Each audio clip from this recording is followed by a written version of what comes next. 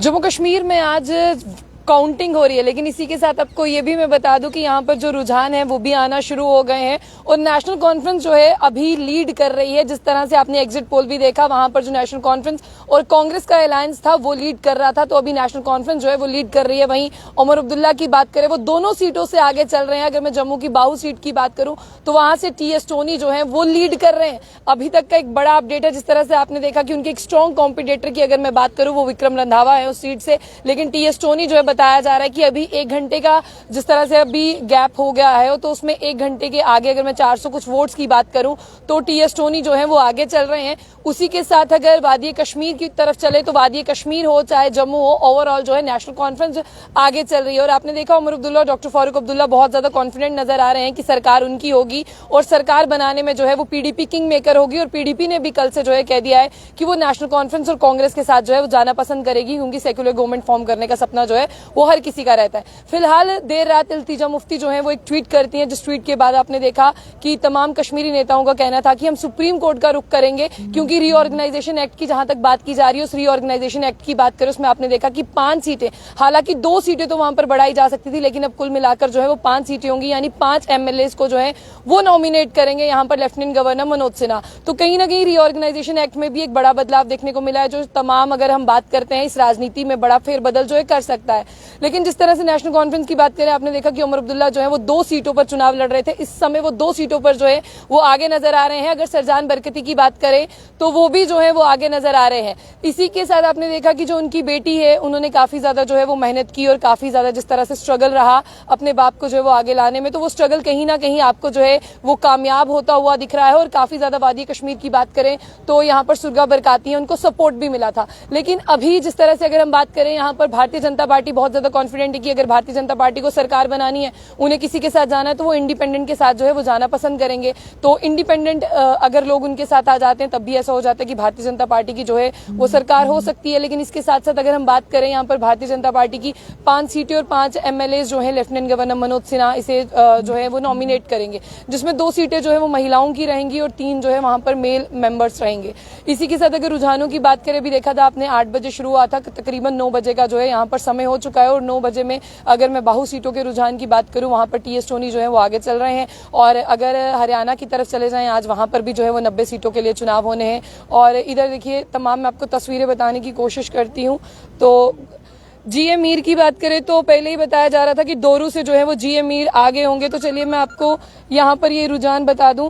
तो देखिए जीए मीर जो है वो लीड कर रहे हैं। अगर मैं इस सीट की बात करूं, ये पहले ही कहा जा रहा था कि जीए मीर साहब की जो है वो पक्की सीट होगी। तो यहाँ पर जीए मीर जो है यानी गुलाम अहमद मीर की बात करें, वो यहाँ पर लीड कर रहे हैं। आप देख सकते हैं ये दोरू। और सुरनकोट से शाहनवाज चौधरी, देखिए शाहनवाज चौधरी के नाम को लेकर भी बहुत सारी अटकलें लग रही थी, लेकिन शाहनवाज चौधरी वहां के एक मेन जिस तरह से कैंडिडेट की बात करते हैं वो हैं। काफी ज्यादा लोगों ने जो है वो इन्हें भी वोट किया और सुरनकोट से यहाँ पर शाहनवाज चौधरी आगे चल रहे हैं। यानी कांग्रेस ने जो दाव इस सीट पर खेला था वो कहीं ना कहीं पूरा होता आपको दिख रहा है। और प्लस 283 के मार्जिन की अगर हम बात करें तो वो है, अगर यहाँ पर मैं बताऊं आपको 3021 वोट से जो है जीए मीर दोरू से जो है वो आगे चल रहे हैं। और आपने देखा कि यहाँ पर राहुल गांधी भी जो है वो इनके लिए गए थे। और जिस तरह से कारा साहब की बात करते हैं, उन्होंने भी काफी ज्यादा मेहनत की। लेकिन जिस तरह से जीए मीर की बात करें, वो इस सीट को लेकर काफी ज्यादा कॉन्फिडेंट थे, ये सीट उन्हीं की है। और जिस तरह से बात करते हैं रुझान में भी वो जो है वो लीड करते हुए नजर आ रहे हैं। फिलहाल अभी तक जिस तरह से बात करें, जितने भी लोग हमारे साथ है रजौरी पुंछ से, तो वहां पर काफी ज्यादा जिस तरह से 3 सीटों की बात करते हैं। अब आपने देखा कि अगर हम बात करते हैं बुखारी साहब की, अब तो वो इस दुनिया में नहीं है, अल्लाह ने जन्नतुल फिरदौस जो है वो अता करे।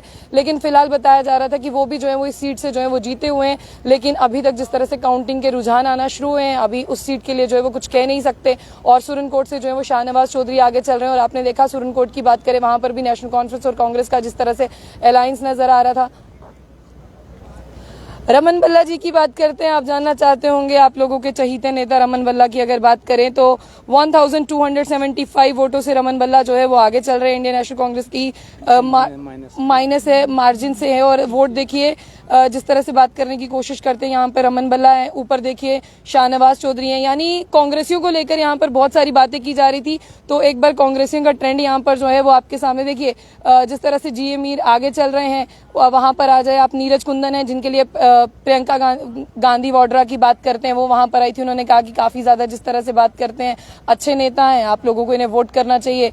तो नीचे शाहनवाज चौधरी भी जो है वो प्लस के मार्जिन से आगे नजर आ रहे हैं। रमन भल्ला जो है अभी उन्हें लीड मिलती हुई यहाँ पर नजर नहीं आ रही है। नीचे देखिए योगेश साहनी भी काफी ज्यादा जो है वो पीछे चल रहे हैं और योगेश साहनी जी की अगर मैं टक्कर की बात करूं यहाँ पर युद्धवीर सेठी जो है आगे नजर आ रहे हैं। तो जिस तरह से अगर मैं जम्मू वेस्ट की बात करूं तो मनमोहन सिंह ठाकुर हैं, वो भी यहाँ पर पीछे चलते हुए नजर आ रहे हैं। लेकिन ओवरऑल अगर मैं सिनेरियो की बात करूं यहाँ पर अभी लीड है, कोई भी ऊपर नीचे हो सकता है, लेकिन नेशनल कॉन्फ्रेंस जो है वो एक भारी सीटों की अगर हम बात करें वहां पर वो ट्रेंड कर रही है। और नेशनल कॉन्फ्रेंस की जिस तरह से बात करते हैं, उमर अब्दुल्ला पहले से ही कॉन्फिडेंट है बहुत ज्यादा अपनी जीत को लेकर, लेकिन हाँ कॉन्फिडेंट वो अपने सीएम बनने को लेकर भी हैं। ये देखने वाली बात होगी कि आज ही पता चल जाएगा कि किसके सर पर सजेगा ताज और कौन जो है वो जम्मू कश्मीर का सीएम हो सकता है। और देखने वाली बात है जिस तरह से किंग मेकर में पीडीपी उनको सपोर्ट कर रही है, नेशनल कॉन्फ्रेंस और कांग्रेस जो है वो एक साथ नजर आ रहे हैं। ऐसे में भारतीय जनता पार्टी के साथ तो जाने से रही जिस तरह से मैडम महबूबा मुफ्ती और उनकी पार्टी। अब देखने वाली बात होगी कि कितने ज्यादा इंडिपेंडेंट कैंडिडेट जो है वो भारतीय जनता पार्टी को सपोर्ट करते हैं, चाहे वो वैली की बात करें और चाहे हम जम्मू की बात करें, तो फिर ही जो है वो सरकार बनती हुई नजर आएगी। लेकिन अगर आप सोचे कि जम्मू कश्मीर से ये सरकार जो है वो अकेले बनती हुई नजर आएगी, तो अकेले के ढोल जो है वो बहुत ज्यादा दूर है। तो जाने से पहले जम्मू बुलेटिन न्यूज को लाइक और फॉलो करना ना भूलें।